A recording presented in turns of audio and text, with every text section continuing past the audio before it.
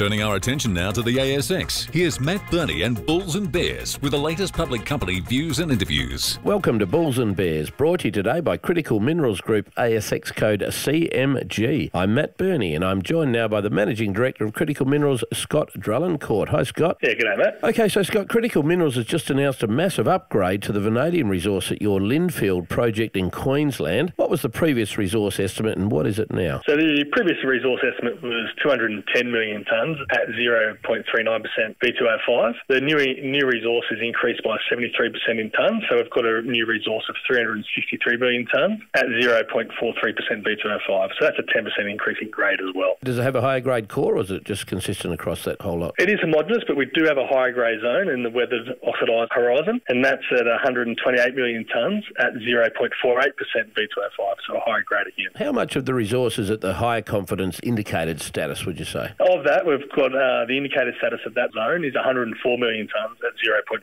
V2O5 as well. How deep is this thing? How much digging do you have to do to get to it and how far down does it go? Very little, mate. It outcrops at surface and our resource is cut off at parameters at 30 metres, so if we haven't hit it by 30 metres, we don't consider it part of the resource. So 363 million tonnes sounds massive to me, particularly if you think about it in the context of a gold or a nickel or any kind of project, really. How does that compare to your vanadium peers around the place? With the tonnes and the grade increase now, regionally we have one of the highest grades in tonne in the region, and globally, because of the beneficiation upside as well, we've got one of the best products, I think, to take to the world now. Now, so you've added aluminium oxide to the resource this time around, looks like for the first time. Does that look good enough to be used as a feedstock for high purity alumina, HPA? Good pick. That's exactly what we're trying to do. So we see the HPA, the alumina, being a byproduct of the processing route for vanadium. So we're actually doing test work to produce that now. So we'll have some results to show market in the coming months and hopefully produce some HPA on our product. Scott Drelincourt from Critical Minerals, thanks for joining me on Bulls and Bears today. And remember, we're only here to give you information, not advice, which you should of course seek independently. I'm Matt Birney and this is Bulls and Bears. For more public company interviews, go to the Money page on the 6PR, 2GB, 3AW and 4BC websites and click the Public Companies tab.